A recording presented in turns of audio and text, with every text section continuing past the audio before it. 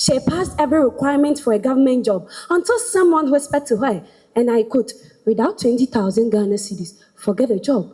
Unquote, Huzaifa had no connections, no father, no money, only dreams and certificates. Weeks later, her sick mother died because she could not afford proper medical care. And on the day of her burial, standing beside the coffin, was tears in her eyes. Huzaifa whispered, and I quote, Ma, I did everything right, but Ghana failed me. Unquote.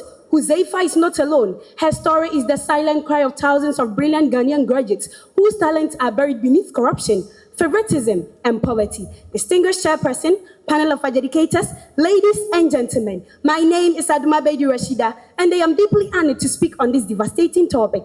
And I quote, the monetization of public sector employment in Ghana poses a serious threat to governance, equity, and national development. Unquote. The monetization of public sector employment is this dangerous practice whereby the jobs in public sector, civil service, and security services are no longer earned through qualification, competence, and excellence, but purchased through money, political influence, and corruption. It is a moment where a nation stops asking, who is the most capable of serving the people? And begins to ask, who can afford to pay? And when that happens, governance deteriorates, justice disappears, and national development begins to suffocate.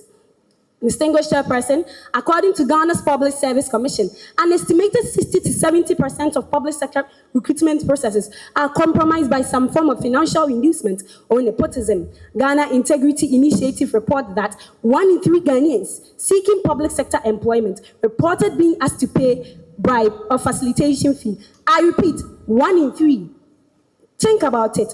As I speak, a brilliant graduate is in tears because another less qualified applicant has bought the opportunity he deserves, and the mother is still praying over certificates that no longer guarantees opportunity. Fellow students, this is terrifying. The Auditor General's report of 2023 flagged over 2.2 billion Ghana cedis in payroll irregularities, ghost names, inflated positions, and politically appointed personnel bleeding the national press dry. Meanwhile, thousands of brilliant Ghanaian graduates remain unemployed. Ladies and gentlemen, when nurses buy posting, patients suffer. When teachers buy appointment, children inherit incompetence.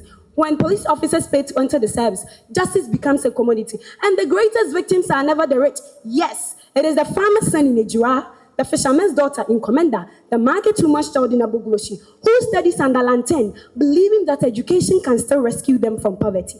What message are we sending to the youth? That competence no longer matters. That integrity is a weakness. That corruption is the true pathway to success. The late Nelson Mandela once stated, and I quote, education is the most powerful weapon that you can use to change the world, unquote. But today, many young people are beginning to fear that corruption is stronger than education.